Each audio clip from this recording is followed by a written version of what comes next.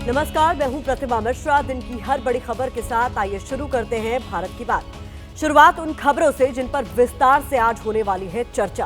पहले बात supreme court के उस आदेश की करेंगे जिसने फिलहाल कुछ दिनों तक मंदिर मस्जिद वाली लड़ाई पर ब्रेक लगा दी है। कोर्ट ने कहा है कि धार्मिक स्थलों पर न कोई नया केस होगा और न सर्वे का आदेश होगा। क्या है पूरी खबर, बताएंगे आपको। धार्मिक स्थलों से जुड़े प्लेसेस ऑफ वर्शिप एक्ट की आज फिर से व्याख्या करेंगे। शीर्ष अदालत के फैसले पर हिंदू और मुस्लिम दोनों समुदायों का पक्ष आपके सामने होगा। शो में आज राहुल गांधी के हाथरस दौरे की भी चर्चा होगी। क्यों 4 साल पुराना हाथरस कांड आज फिर सियासी गलियारों में ट्रेंड कर रहा है, वीडियो रिपोर्ट आपके सामने होगी।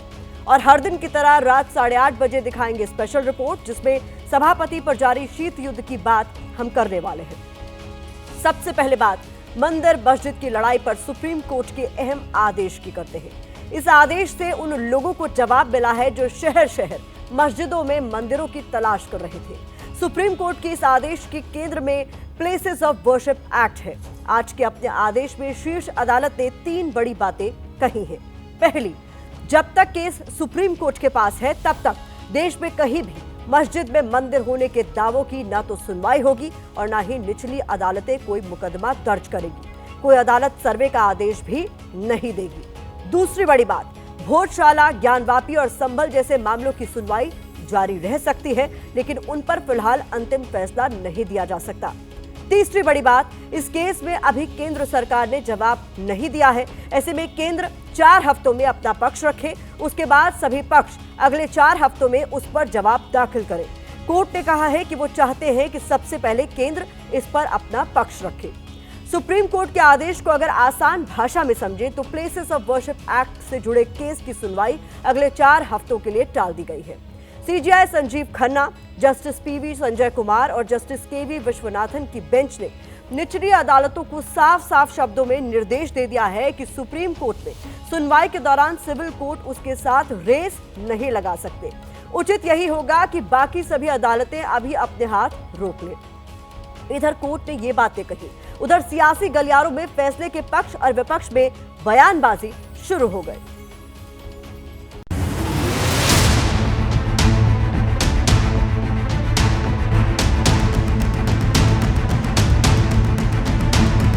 अच्छा फैसला है, कम से कम इस पे दंगे नहीं होंगे, लोगों की जानें नहीं जाएंगी और गैर ज़रूरी जो 600 साल पहले 700 साल पहले ये क्या मुल्क को आगे लेके जाएंगे या फिर क्या करेंगे। और जिस प्रकार से प्लेसेस ऑफ वर्शिप एक्ट का लगातार उल्लंघन किया जा रहा था, आने वाले समय में भी हमें इंशाल्लाह उम्मीद है प्लेसेस ऑफ वर्शिप एक्ट का माननीय न्यायपालिका की तरफ से पूरी तरह से पालन किया जाएगा। सुप्रीम कोर्ट के द्वारा जो भी दिशा निर्देश दिए गए हैं उसका पूरे सम्मान के साथ पालन किया जाएगा। ये तो एक अंतहीन प्रक्रिया चल रही थी और इससे पूरे देश में झगड़े और विवाद पैदा हो रहे थे और इससे भारतीय झगड़ा पार्टी को मदद मिल रही थी। कानून जो 4 हफ्ते के बाद जो भी निर्णय लेगा भारतीय जनता पार्टी उसका पालन करेगी। हम संविधान को मानने वाले हैं। अब सवाल ये उठता है कि सुप्रीम कोर्ट में अभी इस मुद्दे पर सुनवाई क्यों हुई। इसकी वजह है प्लेसेस ऑफ वर्शिप एक्ट की वैधता को लेकर उठाए गए सवाल। ये सारे सवाल मथुरा, ज्ञानवापी के बाद संभल की जामा मस्जिद और अजमेर शरीफ दरगाह में मंदिर होने की याचिका के बाद से उठे हैं। जमीयत उलेमाए हिंद समेत कई मुस्लिम संगठन और राजनीतिक दल सुप्रीम कोर्ट से ऐसे मामलों की सुनवाई पर रोक की मांग भी कर चुके हैं। उसी से जुड़ी याचिकाओं पर सुप्रीम कोर्ट पे अब सुनवाई शुरू हुई। चीफ जस्टिस ने आज कोर्ट पे पूछा भी कि मथुरा और ज्ञानवापी के अलावा और ऐसे कितने मुकदमे हैं। इस पर कोर्ट में एक पक्ष ने 10 धार्मिक स्थलों का जिक्र करते हुए 18 मुकदमों की जानकारी दी। इन 10 मुकदमों के बारे में भी आपको हम बताने वाले हैं, लेकिन पहले आपको बताते हैं कि आखिर कोर्ट में सुनवाई के लिए दोनों पक्षों ने दलीलें क्या क्या दी हैं। कोर्ट में हिंदू पक्ष की याचिकाओं में कहा गया कि places of worship act Hindu, Jain, Sikh और बौद्ध समुदाय को अधिकार मांगने से वंचित करता है। इस कानून की वजह से अपने ही पूजा स्थलों पर अधिकार कमजोर होता है और ये पूरी तरह से मौलिक अधिकारों का उल्लंघन है। दूसरी तरफ मुस्लिम पक्ष ये कह रहा है कि अयोध्या के अलावा बाकी मामलों में प्लेसेस ऑफ वर्शिप एक्ट का पालन होना चाहिए और अगर ऐसे विचारों को रोका नहीं गया तो पूरे देश में मस्जिदों के खिलाफ मुकदमों की बाढ़ आ जाएगी। इसीलिए विरोध में दाखिल याचिकाओं को खारिज किया जाना चाहिए। आज सुप्रीम कोर्ट के फैसले के बाद भी दोनों पक्ष अपने इसे रुख पर अड़े नजर आ रहे।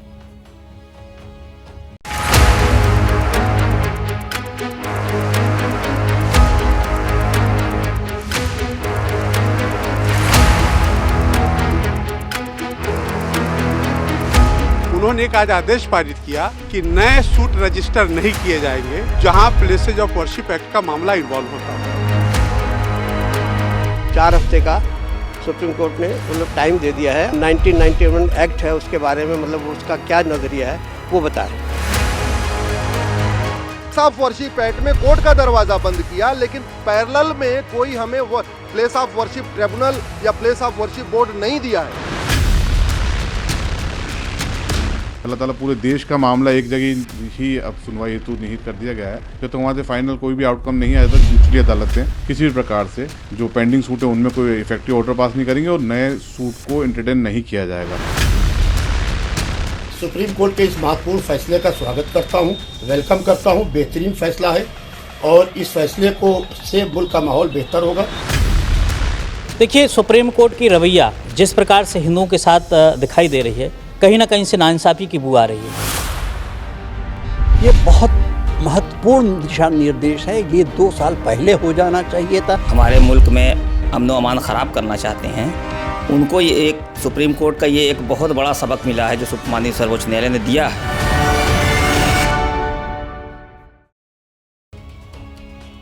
वैसे हम इसी शो में आपको प्लेसेस ऑफ वर्शिप एक्ट के बारे में बता चुके हैं, लेकिन क्योंकि आज इस पर सुप्रीम कोर्ट का आदेश आया है, ऐसे में आपको इसका रिवीजन भी हम जल्दी से करवा देते हैं।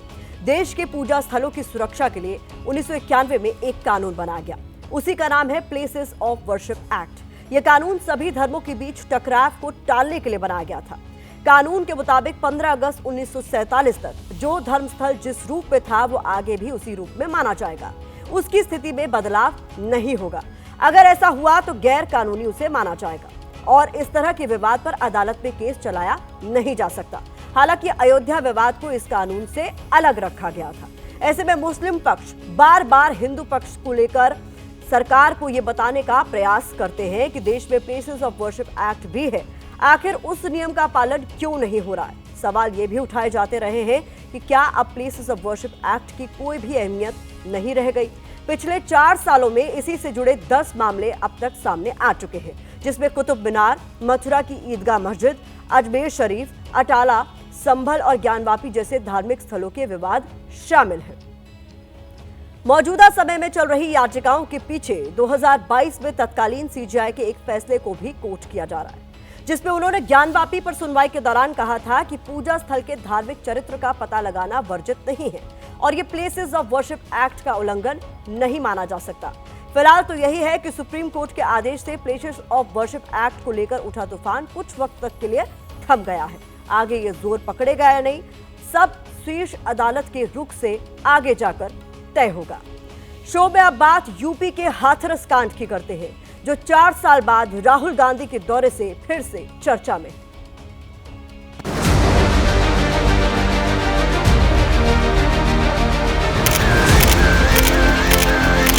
4 साल बाद हाथरस में फिर हलचल।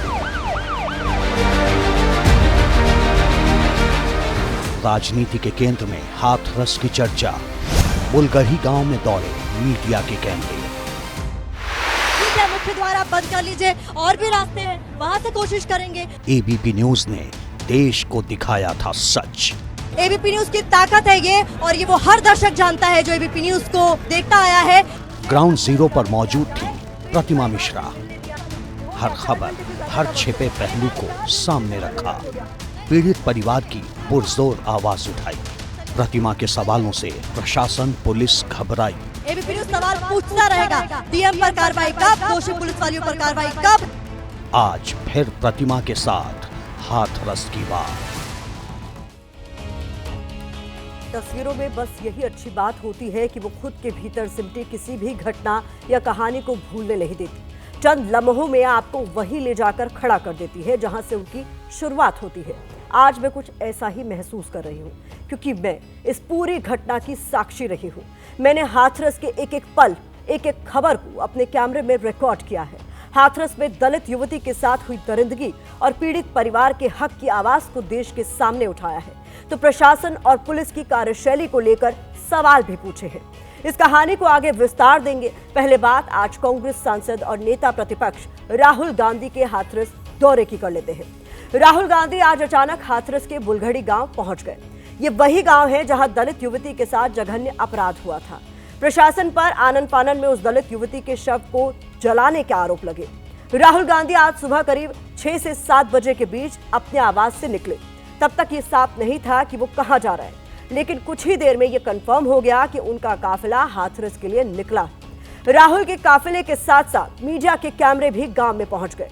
ऐसे हाथरस एक बार फिर 4 साल बाद देश के सियासी गलियारों में चर्चा का विषय बन गया। यहां राहुल गांधी ने हाथरस कांड के पीड़ित परिवार से मुलाकात की। करीब 45 मिनट तक उन्होंने परिवार के साथ बातचीत की। बाद में मीडिया से बात किए बिना वो वहां से वापस लौट गए। अब सवाल यह है कि राहुल गांधी ने अचानक हाथरस का दौरा क्यों किया? क्या दौरे का मकसद शुद्ध रूप से पीड़ित परिवार की सुध लेने का था या फिर इसमें कोई राजनीतिक एंगल था? आखिर क्यों संभल के बाद राहुल के हाथरस गांव से अखिलेश यादव को तनाव हो रहा है? राहुल गांधी के हाथरस दौरे की राजनीति को आगे डिकोड करेंगे, लेकिन पहले बताते हैं कि राहुल गांधी पीड़ित परिवार से मिलने कैसे पहुंचे। इसका जवाब इस चिट्ठी में लिखा है। सूत्रों के मुताबिक हाथरस के पीड़ित परिवार ने इसी साल 2 जुलाई को यानी 6 महीने पहले राहुल गांधी को चिट्ठी लिखी थी। चिट्ठी में पीड़ित पिता ने राज्य की योगी सरकार पर वादे पूरे न करने का आरोप लगाया। इस चिट्ठी को पढ़कर इसकी बड़ी बातें हमने आपके लिए निकाली है। पीड़ित परिवार ने खत में लिखा कि परिवार के एक सदस्य को नौकरी का वादा किया गया था। नौकरी के साथ घर देने का लिखित आश्वासन दिया गया था। दोनों में से अब तक एक भी वादा पूरा नहीं हुआ। न नौकरी मिली और न ही घर मिला। हमारा पूरा परिवार सीआरपीएफ की कड़ी सुरक्षा में कैद वाली जिंदगी जी रहा है। न कोई रोजगार है और न कोई रोजगार के लिए बाहर जा पा रहा है। घर में 3 बेटियां हैं, उनकी पढ़ाई लिखाई तक नहीं हो पा रही है। मेरे परिवार के साथ बहुत बड़ा अन्याय हो रहा है। हम पीड़ित होकर भी घर में रहकर जेल जैसी सजा काट रहे हैं। जानकारी के मुताबिक चिट्ठी के बाद ही राहुल गांधी ने हाथरस जाने का प्लान बनाया। हाथरस के पीड़ित परिवार ने राहुल से मुलाकात को लेकर एबीपी न्यूज से खास बातचीत की है। 4 साल से जिस परेशानी को भुगत रहे हैं, जल्दी से जल्दी कुछ निर्णय हो, हम लोग भी यहाँ से फ्री हों। बच्चे पढ़ लिख नहीं पा रहे हैं, काम धंधा नहीं चल रहा है, खाने पीने के लिए भी परेशानी होने लगेगी। वो जो कैदी थे वो आज़ाद घूम रहे हैं। आज जो हमने न्याय की एक बात बोल दी है तो इसलिए हम कैद कर दिए गए कि हम उन्हें बहुत बहुत धन्यवाद करते हैं कि वो आज हमारे बीच में आए, हम लोगों की बात सुनी, क्योंकि वो इंसान है। बाकी लोग नहीं सुन रहे, वो हमें जानवर समझते हैं शायद। अभी बहन की अस्थियां भी रखी हैं। हम चाहते हैं कि हमें संपूर्ण न्याय मिले तो उनको विसर्जन किया जाए। हालांकि इस दौरे की टाइमिंग ऐसी है जिस पर राजनीति शुरू हो गई, क्योंकि कुछ दिन पहले ही यूपी के संभल में हिंसा हो चुकी है। संभल हिंसा के पीड़ित परिवारों ने 2 दिन पहले मंगलवार को राहुल और प्रियंका गांधी से दिल्ली में मुलाकात की है। दोनों नेताओं ने पीड़ित परिवारों को न्याय का भरोसा दिलाया है। ये मुलाकात दिल्ली में इसलिए हुई क्योंकि 1 हफ्ते पहले राहुल और प्रियंका गांधी को प्रशासन ने संभल जाने से रोक दिया था, क्योंकि संभल का मुद्दा अल्पसंख्यकों से जुड़ा है और हाथरस केस का कनेक्शन दलित परिवार से है। इसलिए इस पर सियासी गलियारों का तापमान बढ़ गया है। पक्ष और विपक्ष दोनों तरफ से वार पलटवार की शुरुआत हो गई। हमको गर्व है राहुल, जहाँ जहाँ पीड़ितों पे, दलितों पे जुल्म होगा वहाँ जाएंगे। क्या जल्दबाज नेता है जो बगैर सोचे समझे उन हरकतों को करते हैं जो उन्माद पैदा करती हैं। राजनीतिक ड्रामा कर रहे हैं। 4 साल कहाँ थे, सो गए थे, कुंभकर्ण की नींद सोए थे कहा। इसलिए दुख बांटने जो भी जाए, जहाँ भी जाए, जाना चाहिए। समाजवादी पार्टी तो इस तरह की यात्राओं के पक्ष में है। देश का ध्यान भटकाने के लिए वो हाथरस जा रहे हैं। एलओपी को तो सदन चलते हुए दिल्ली ही रहना चाहिए। बीजेपी के साथ साथ राहुल गांधी के हाथरस दौरे से उसकी सहयोगी समाजवादी पार्टी भी परेशान नजर आ रही है। आज राहुल गांधी हाथरस गए। आज ही पार्टी के एक नेता आईपी सिंह ने सोशल मीडिया पर एक पोस्ट किया जिसमें उन्होंने राहुल गांधी को गंभीरता बनाए रखने की नसीहत दे डाली। उन्होंने लिखा कि अक्सर एक्टिविस्ट ऐसी हरकतें करते रहते हैं। राहुल गांधी नेता विपक्ष हैं, उसकी गरिमा का सदैव ध्यान रखना चाहिए। कमर तोड़ महंगाई, बेरोजगारी, किसानों को एमएसपी जैसे मुद्दे गंभीरता के साथ संसद में उठाने चाहिए। राजनीति के जानकारों की माने तो इस पोस्ट के जरिए समाजवादी पार्टी ये संदेश देना चाहती है कि राहुल गांधी संभल और हाथरस जैसे मुद्दों को छोड़कर राष्ट्रीय स्तर के मुद्दों को संसद में उठाएं, उत्तर प्रदेश के मुद्दों से दूर ही रहें। दरअसल संभल से लेकर हाथरस तक जो एक बात कॉमन है वो है समाजवादी पार्टी और कांग्रेस में वोट बैंक का टकराव। संभल का मुद्दा अल्पसंख्यकों से जुड़ा है और हाथरस में दलित परिवार को न्याय दिलाने की बात है। ये दोनों ही वर्ग समाजवादी पार्टी के पीडीए फॉर्मूले के केंद्र में हैं। वही पीडीए जिसके दम पर अखिलेश यादव ने लोकसभा चुनाव में कमाल कर दिखाया। फैजाबाद समेत उत्तर प्रदेश की 37 सीटों पर कब्जा जमा लिया, जबकि कांग्रेस के खाते में महज 6 सीटें आईं। अब अखिलेश यादव की नजर 2027 के विधानसभा चुनाव पर है। अखिलेश यादव एक बार फिर पीडीए की नाव के सहारे ही चुनावी वैतरणी में गोता लगाना चाहते हैं। दूसरी तरफ राहुल गांधी भी मुसलमान और दलित वोट बैंक को साध कर ही प्रदेश में खोई हुई जमीन वापस पाना चाहते हैं, क्योंकि यूपी में 17 सीटें दलितों या एससी समुदाय के लिए रिजर्व हैं। इनमें समाजवादी पार्टी ने 7 सीटें जीती हैं, जबकि कांग्रेस को 1 सीट मिली। अगर यूपी की उन सीटों की बात करें जिन पर मुस्लिम आबादी 20% से ज्यादा है, तो उनमें एसपी को 6 सीटें मिली। यहां भी कांग्रेस को 1 ही सीट मिल सकी। दोनों ही दलों को इसी वोट बैंक के बीच अपना प्रदर्शन बेहतर करने की गुंजाइश नजर आ रही है।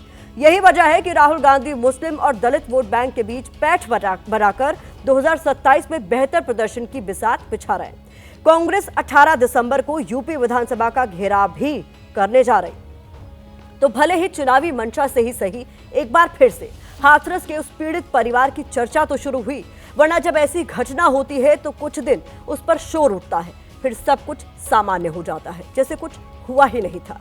हाथरस में भी कुछ यही हुआ, लेकिन मेरे लिए इस घटना को भूल पाना आसान नहीं है। इसलिए हमने 4 साल पहले हाथरस में हुई वारदात का टोटल रिकॉल किया है। अगली रिपोर्ट में देखिए हाथरस की कहानी मेरी जुबानी।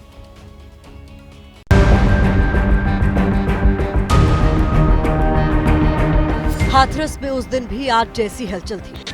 14 सितंबर 2020 को दलित युवती के साथ वारदात हो चुकी थी। 4 लड़कों पर गैंगरेप का आरोप लगा था। 29 सितंबर को पीड़िता ने अस्पताल में दम तोड़ दिया था। पुलिस पर आनन फानन में शव को जलाने का आरोप लगा था। राजनीतिक दौरे हो रहे थे। तब मैंने भी हाथरस के बुलगड़ी गांव का रुख किया। ठीक है, मुख्य द्वार आप बंद कर लीजिए, और भी रास्ते हैं, वहाँ से कोशिश करेंगे। अब तो जाने दीजिए, हो गया 4 घंटे से ज्यादा का वक्त हो गया। मैं पीड़ित परिवार से मिलना चाहती थी, उनका दर्द देश के सामने रखना चाहती थी, लेकिन पुलिस मुझे ऐसा करने से रोक रही थी। यहाँ से कोई नहीं जाएगा, जाने दीजिए। मैं भी हिंसा नहीं कर रही। तो ये क्या, ये हिंसा नहीं है? मैं कह रही हूँ नहीं, चलिए, मैं आपको हाथ नहीं लगा रही, मुझे जाने दीजिए। चलिए, आइए आइए आइए आइए, चलिए। पुलिस की मनमानी के आगे मैं भी कहाँ रुकने वाली थी। ठान रखा था कि कुछ भी हो जाए, पीड़ित परिवार का पक्ष सामने लाना ही होगा। Order order order order order order order दीजिए। ऊपर वाले कि कोई नहीं जाएगा उसमें। इस ऊपर वाले के प्रेशर में धक्का-मुक्की करेंगे? क्या हो रहा है? मनोज अधिकारी के हाथ नहीं लगाएंगे आप कैमरामैन को।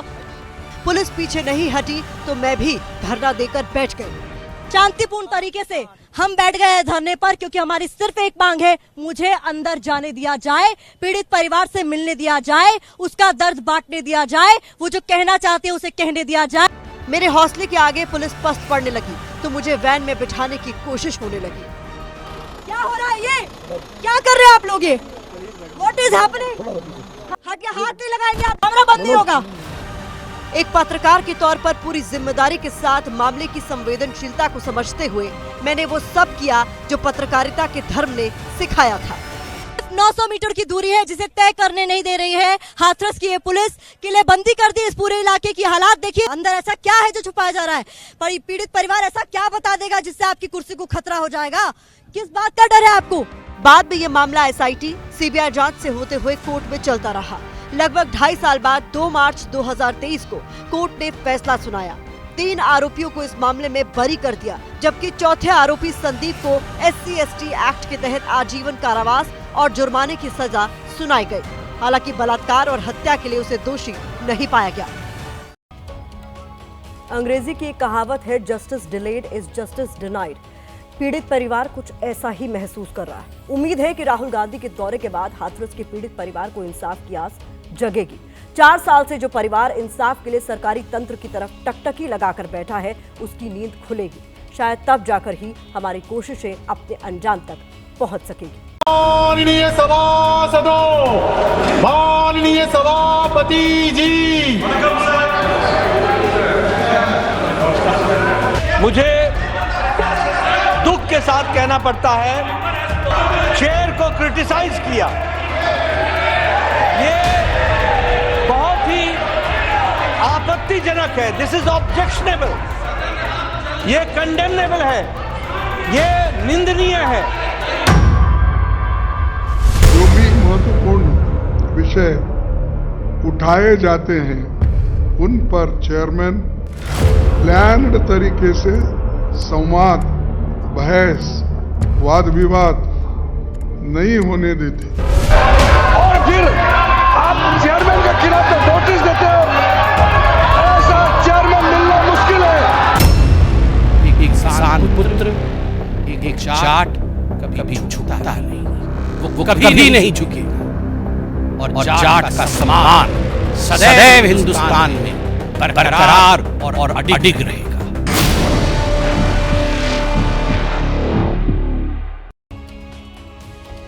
पच्चीस नवंबर से देश के शीतकालीन सत्र की शुरुआत हुई थी, लेकिन पूरा सत्र हंगामे की भेंट चढ़ गया। लोकसभा और राज्यसभा में कामकाज ठप होने की वजह से देश की आम जनता के 130 करोड़ रुपए स्वाहा हो गए। और इस पूरे हंगामे के बीच जो नाम सबसे ज्यादा चर्चा में है वो है उपराष्ट्रपति जगदीप धनखड़ का। विपक्षी गठबंधन इंडिया के सदस्यों ने उपराष्ट्रपति और राज्यसभा के सभापति जगदीप धनखड़ को पद से हटाने के लिए अविश्वास प्रस्ताव का नोटिस दिया है। पहली बार किसी सभापति के खिलाफ सदन में अविश्वास प्रस्ताव का नोटिस दिया गया है। मोदी सरकार ने इस प्रस्ताव की निंदा करते हुए कांग्रेस पर हमला बोला है, जबकि कांग्रेस सभापति जगदीप धनखड़ पर सरकार का पक्ष लेने का आरोप लगा रही है।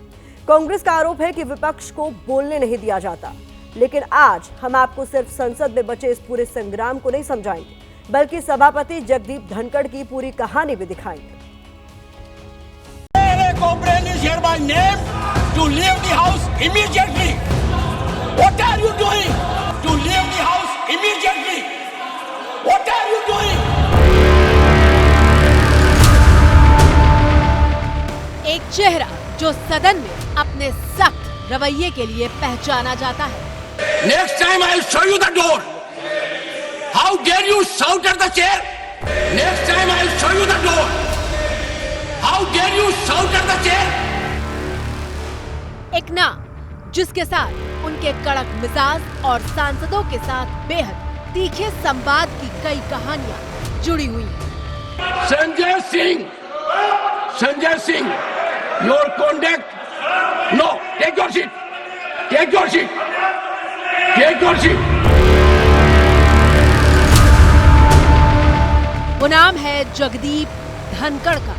73 साल के धनखड़ देश के उपराष्ट्रपति हैं, राज्यसभा के सभापति हैं माननीय सभापति जी, और राजस्थान के जाट नेता के तौर पर जाने जाते हैं। किसान समाज को बेइज्जत कर दिया, मेरी जाति को अपमानित कर दिया और आप चुप हैं, आपके अध्यक्ष चुप हैं। लेकिन जगदीप धनखड़ की अचानक इतनी चर्चा क्यों हो रही है? The entire week the house could not function. No one should paralyze the house. No one should paralyze the house. Jagdeep Dhankhar की चर्चा इसलिए हो रही है क्योंकि देश के संसदीय इतिहास में 72 सालों के भीतर ऐसा पहली बार हुआ है जब किसी सभापति के खिलाफ अविश्वास प्रस्ताव लाने की तैयारी हो रही है। बहुत देर से अपना हाथ उठा के रखा था, लेकिन आपने मुझे मौका नहीं दिया। आप मंत्री को बुला लिए, तो ये अच्छा नहीं। मैं माफी चाहता हूं उनसे और आपसे भी कि हाउस को नहीं चलाना, ये अगर तय करके आए हैं तो ये democracy, you are killing the democracy, you are killing the democracy. Congress का आरोप है कि सभापति की कुर्सी पर बैठे जगदीप धनखड़ विपक्ष के साथ पक्षपात पूर्ण रवैया अपना रहे हैं और अदानी के मुद्दे पर सरकार के सदन न चलने देने वाले एजेंडे का साथ दे रहे हैं। 72 साल बाद एक ऐसा किसान का बेटा उपराष्ट्रपति के पद में पहुंच करके इस देश को सेवा करने का काम किया है और चेयर के खिलाफ कोई भी आप लोग काम करेंगे, इस तरह का नोटिस देने का नाटक करेंगे, हम लोग इसको कामयाब होने नहीं देंगे और पूरा कांग्रेस पार्टी माफी मांगना चाहिए। सरकार की मानसिकता यह है कि हम हाउस चलने नहीं देंगे, क्योंकि बार बार अडानी का मामला, मोडानी का मामला, जेबीसी का मामला ये उठाया जा रहा है विपक्ष की ओर से। देखिए, हम नोटिस देते हैं, वो नोटिस आप स्वीकारते नहीं हैं, वो ठीक है, पर उसके बाद 5-10 मिनट जो नारेबाजी होते हैं और सदन चलता है। पर जब सरकार के सांसद खुद एक आवाज में उठकर कहते हैं, मैंने कुछ सांसदों से पूछा, भाई क्या हो रहा है? इधर हमारी भी मजबूरी है। कई बीजेपी के सांसदों ने मुझे कहा हमारी भी मजबूरी है। तो मैंने कहा मजबूरी या मजदूरी क्या है बताइए? तो नहीं, मजबूरी है सर। कांग्रेस अध्यक्ष मल्लिकार्जुन खड़गे ने बुधवार को प्रेस कॉन्फ्रेंस करके सभापति धनखड़ के खिलाफ अविश्वास प्रस्ताव लाने की वजह गिनाई। तो वहीं गुरुवार को बीजेपी अध्यक्ष जेपी नड्डा ने कांग्रेस से हर आरोप का हिसाब मांग लिया। 40-40 साल, 50-50 साल वर्षों का लेजिस्लेटिव अनुभव रहा है। ऐसे नेताओं की भी सभापति जी हेडमास्टर की तरह स्कूलिंग करते हैं, और अपोजिशन पार्टी के लोग या नेता लोग 5 मिनट बोले तो 10 मिनट उनका भाषण खुद ही होता है।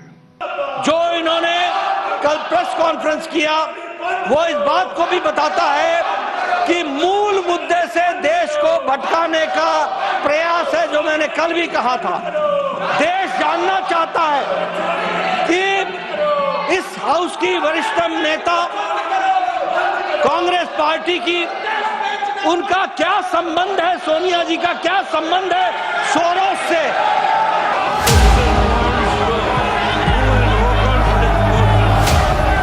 दरअसल संसद का पूरा शीतकालीन सत्र सोरोस और अडानी के मुद्दे पर हंगामे की भेंट चढ़ गया है। कांग्रेस कह रही है कि सभापति अडानी पर चर्चा नहीं होने दे रहे, जबकि कांग्रेस सोरोस के कथित लिंक के मसले पर सत्ता पक्ष के लोगों को बोलने का पूरा मौका दिया जा रहा है।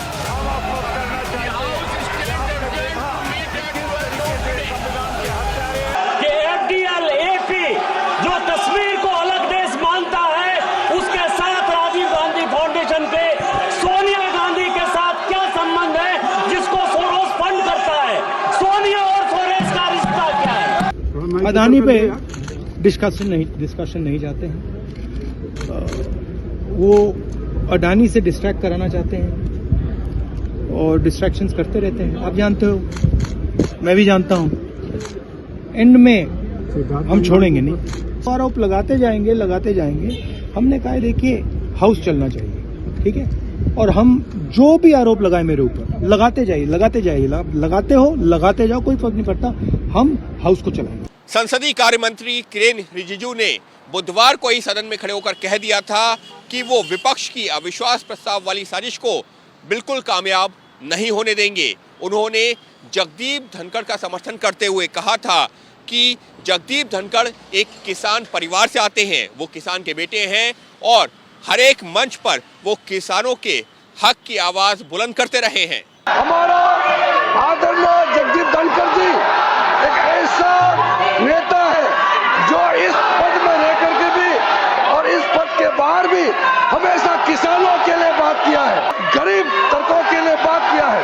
आप भारत विरोधियों के साथ संसदीय कार्य मंत्री किरेन रिजिजू ने जो कहा, उसकी सबसे बड़ी मिसाल करीब एक हफ्ते पहले सामने आई, जब मुंबई के एक कार्यक्रम में उपराष्ट्रपति जगदीप धनखड़ देश के कृषि मंत्री शिवराज सिंह चौहान के साथ मौजूद थे और मंच पर ही धनखड़ ने शिवराज से पूछ लिया था कि किसानों से वादा किया तो कितना निभाया गया है। शिवराज जी, आपके सामने चुनौती है किसान कल्याण की। किसान के साथ जो वादा किया वो पूरा क्यों नहीं हुआ? आपके लिए चुनौती है, जब कोई भी सरकार वादा करती है और वो वादा किसान से जुड़ा हुआ है, तो हमें कभी कोई कसर नहीं रखनी चाहिए। Interest of the farmer is not served by sloganeering और क्रोकोडाइल टीयर्स। यानी इस बात में कोई दो राय नहीं है कि जगदीप धनखड़ सदन के भीतर हो या फिर सदन के बाहर, वो किसानों के मुद्दे पर खुलकर अपनी राय रखने के लिए जाने जाते हैं। किसान हमारे लिए आदरणीय है,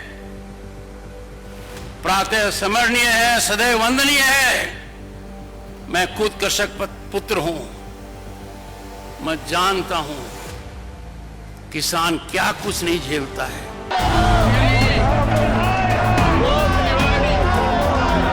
लेकिन सवाल यह है कि विपक्ष के सांसदों का पूरा गुस्सा सभापति जगदीप धनखड़ के खिलाफ क्यों है? आखिर उनके आक्रोश की सुई उपराष्ट्रपति के नाम पर क्यों टिकी हुई है?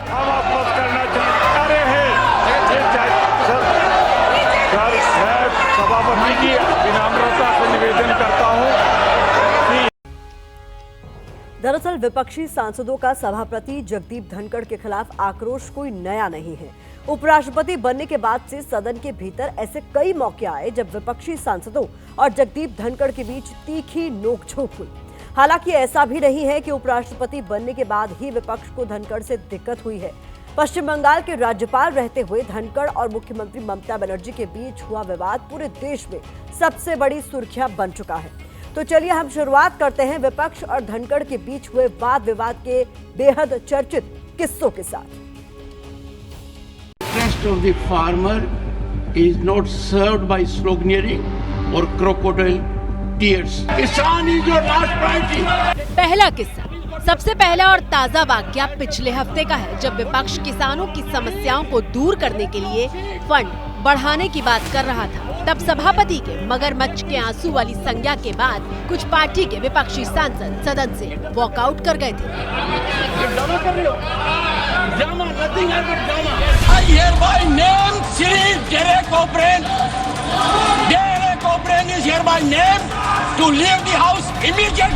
दूसरा किस्सा जगदीप धनखड़ और विपक्षी सांसदों के बीच सबसे बड़ा विवाद निलंबन को लेकर हुआ था। पिछले साल शीतकालीन सत्र में संसद के दोनों सदनों के करीब 146 सांसदों को सस्पेंड कर दिया गया था।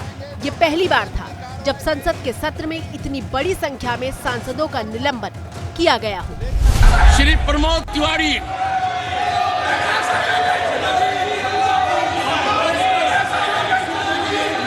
Shri Jairam Ramesh, Shri Shakti Singh Goyal,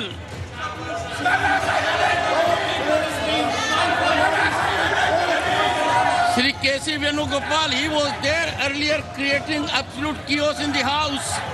Mimicry of the chairman, mimicry of speaker, how ridiculous, how shameful, how unacceptable.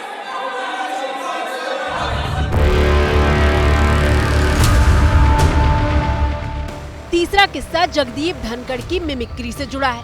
सदन से जब ताबड़तोड़ सांसदों का निलंबन हो रहा था, उसी दौरान की ये तस्वीर है जब तमाम निलंबित सांसद संसद परिसर की सीढ़ियों पर बैठे हुए थे और ममता बनर्जी की पार्टी और टीएमसी के सांसद कल्याण बनर्जी सभापति जगदीप धनखड़ की नकल उतारते दिख रहे थे। इस दौरान वहाँ मौजूद बाकी विपक्षी सांसद ठहाके लगा रहे थे। राहुल गांधी ने कल्याण बनर्जी के मिमिक्री का वीडियो भी मोबाइल में बनाया था और गुरुवार को जब संसद में जेपी नड्डा कांग्रेस पर हमले कर रहे थे तो वो मिमिक्री कांड की याद दिलाना नहीं भूले। यही पार्लियामेंट है और इसी पार्लियामेंट के परिसर में बाहर आपकी मिमिक्री का वीडियो बनाते हुए के सीनियर लीडर कांग्रेस पार्टी का वरिष्ठतम नेता उसका वीडियो बना रहा था। ये भी इतिहास इस बात का गवाह है। मिमिक्री वाले वीडियो पर सभापति जगदीप धनखड़ ने कड़ी आपत्ति जताई थी। मेरी बेइज्जती कोई करता है, मैं सहन करता हूँ, खून की घूंट पीता हूँ, पर मैं ये बर्दाश्त कभी नहीं करूंगा कि मेरे पद की गरिमा मैं सुरक्षित नहीं रख पाया। Amitabh Bachchan is the last speaker on this point, please ma'am. मैं जया अमिताभ बच्चन ये बोलना चाहती हूँ।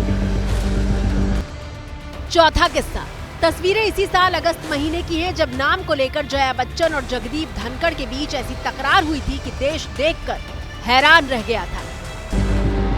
मैं कलाकार हूँ, बॉडी लैंग्वेज समझती हूँ, एक्सप्रेशन समझती हूँ। और सर मुझे माफ करिएगा मगर आपका टोन जो है No, no, no, no, no, no, no, don't applaud now. No, enough of it. हालांकि उपराष्ट्रपति बनने से पहले जगदीप धनखड़ ने सुर्खियां उस समय बटोरी थी जब साल 2019 में उन्हें पश्चिम बंगाल का राज्यपाल नियुक्त किया गया था। ममता बनर्जी और जगदीप धनखड़ के बीच टकराव इस हद तक हो गया था कि मुख्यमंत्री ममता बनर्जी ने उन्हें सोशल मीडिया हैंडल एक्स पर ब्लॉक कर दिया था। ममता बनर्जी की टीएमसी के 5 सांसदों ने 2020 में देश के तत्कालीन राष्ट्रपति रामनाथ कोविंद को फौरन पश्चिम बंगाल के राज्यपाल पद से धनखड़ को हटाने का ज्ञापन तक सौंप दिया था और फिर जुलाई 2022 में एनडीए के उम्मीदवार के तौर पर धनखड़ के नाम का ऐलान किया गया। अगस्त 2022 में जगदीप धनखड़ ने देश के 14वें उपराष्ट्रपति और राज्यसभा के सभापति के तौर पर शपथ ली थी। तस्वीरें 26 साल पहले राजस्थान के जोधपुर की है, जब सलमान खान पूरी यूनिट के साथ हम साथ साथ हैं की शूटिंग कर रहे थे और इसी दौरान उन पर काले हिरण के शिकार का आरोप लगा था। सलमान खान 5 दिन जेल में रहे थे। तब जगदीप धनखड़ सलमान खान के वकील थे और उन्होंने ही सलमान को जिला अदालत से 5 दिन बाद जमानत दिलवाई थी। जगदीप धनखड़ शाहरुख खान के भी वकील रह चुके हैं। दरअसल साल 1995 में शाहरुख खान की एक फिल्म आई थी राम जाने। आरोप लगा कि उस फिल्म में डायलॉग में वकीलों का अपमान किया गया है। इसी मामले में साल 1997 में जगदीप धनखड़ शाहरुख खान के वकील के तौर पर अदालत में पेश हुए थे। जगदीप धनखड़ ने 1989 में राजनीति में प्रवेश किया था और उसी साल जनता दल के टिकट पर राजस्थान के झुंझुनू से लोकसभा का चुनाव जीते थे। 1990 में चंद्रशेखर सरकार में धनखड़ केंद्रीय राज्य मंत्री बने थे और साल 2008 में धनखड़ बीजेपी में शामिल हो गए थे। संसद का मौजूदा शीतकालीन सत्र 20 दिसंबर तक चलने वाला है। राज्यसभा में जिस तरह के हंगामे हम हर रोज देख रहे हैं, उसको देखकर लगता नहीं कि वहां कामकाज इस सत्र में हो पाएगा। जहां तक लोकसभा का सवाल है तो कल वहां संविधान पर चर्चा शुरू होनी है। इसी के साथ भारत की बात में फिलहाल इतना ही।